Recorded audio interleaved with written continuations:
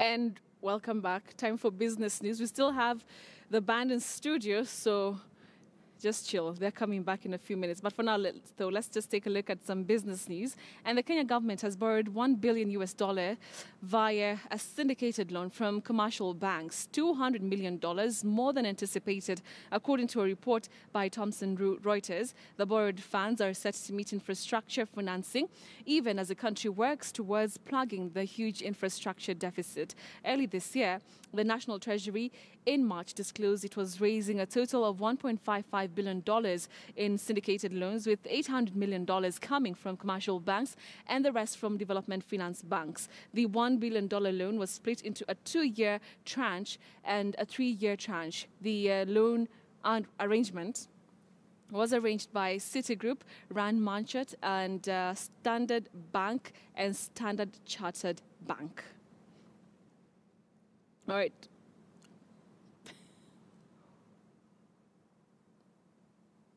Moving on, Central Bank's board chairman Mohamed Nyaoga has come out to assure market players that the banking sector remains resilient in spite of a slowdown in credit uptake. Nyaoga told KTN Business Today that by Kenya having a number of foreign banks showing interest to set up shop, this was a show of confidence in the financial sector. So far, several leaders from Gulf countries have expressed intent to put up subsidiaries in the country. It is clear when you see new players coming to the market that there's still a lot of confidence in our financial system. As Central Bank, you remember, we have come up with a new normal. The new normal basically is upping the governance game. We want to make sure that we refine the governance system within the banks so that they can serve the consumers better. Now, in terms of enforcement of our regulations, we are really up to the game. And the reason is that we have had a few problems in the past. You remember the three banks that went down. It was not systemic. These were issues that were really peculiar to those banks. But we have learned lessons. But Kenya, again, is not alone in this game. We saw the global financial crisis. We have learned from it. And we are trying to make sure that we have global best practices inculcated in our financial system. President Uhuru Kenyatta has called on the international community to help strengthen AMISOM through funding in its fight against al-Shabaab. Well, this was in a conference held in London to provide support to Somalia, as Crystal Onkeo now reports. The London Somalia conference was held to focus on security, humanitarian relief, and aid political reform to Somalia's fragile government. Uhuru Kenyatta and other African leaders asked for the community's assistance in order to meet its goal in enhancing peace and security. I therefore call on this conference to endorse the call by the troop-contributing countries and the African Union for urgent measures to support and strengthen AMISOM, particularly in the following priority areas. First, the upsurge of AMISOM by another additional 4,000 troops to liberate areas still under the control of terrorists. Second, to facilitate the deployment of critical enablers and force multipliers, as well as the provision of predictable and sustainable funding, including from the United Nations assessed contributions. And to that end, I thank you, Mr. Secretary General. Somalia's government is being backed by international aid aimed at preventing it from becoming a haven for al-Shabaab in East Africa. In his speech during the Somalia's president inauguration, Uhuru pledged his support and vowed to work together to deal with challenges in the region. Terrorism has been a hot-button issue in Kenya, prompting the government to allocate 54.6 billion shillings to boost security in the country during the 2017 to 2018 financial year. Last year, Kenya received 4.2 billion from the African Union Mission to Somalia, or AMISOM, to support the war against al-Shabaab.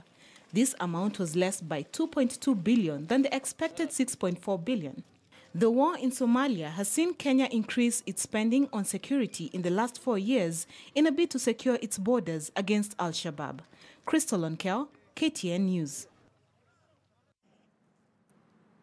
The United States Ambassador to Kenya, Robert Godek, has applauded Kenya and Ugandan governments for facilitating trade along the Busia border under the one-stop border post.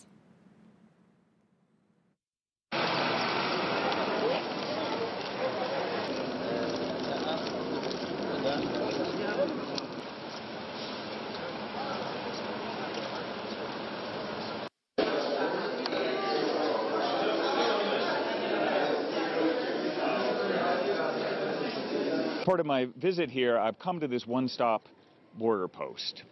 And I've had an opportunity to take a tour. And I just want to commend the government of Kenya. I want to commend the government of Uganda. I want to commend all of the officials who are here, Kenya Revenue Authority, Immigration, Customs, all of the different organizations that are working together. And in working together, they have greatly facilitated trade between Kenya and Uganda. I'm quite impressed, for example, that there's been an 80% reduction in the time it takes to clear a truck going across the border, and that it is very easy for small traders and people who live in these communities to go back and forth to visit one another and to engage in trade and investment. It's a very, very important development. I think it's something that will help create jobs and build prosperity on both sides of the border. Construction of the first phase of the standard gauge railway was delayed largely because of wrangles between local community members and the state over compensation for land. It is due to this that the Ministry of Land has undertaken measures to address illegal land transactions. In an ad in the local dailies, the ministry has reiterated that it will meet all compensation claims lodged through the National Lands Commission. Well, here is more on that developing story. With exactly less than a month to the official start date of the standard gauge railway project, simmering tensions continue to exist at the Ministry of Lands and the National Lands Commission. The man at the helm of the Lands Commission, Mohammed Swazuri, has fought unpleasant tough wars with the Ministry of Lands since he took office. And just on his verge of winning, the ethics and anti-corruption detectives raided his home together with other top National Land Commission officials in a probe into claims of corruption in the payment of the standard gauge railway land compensation claims. Now the Ministry of Lands and Physical Planning has published a notice in dailies stating measures they will undertake to curb illegal land transactions.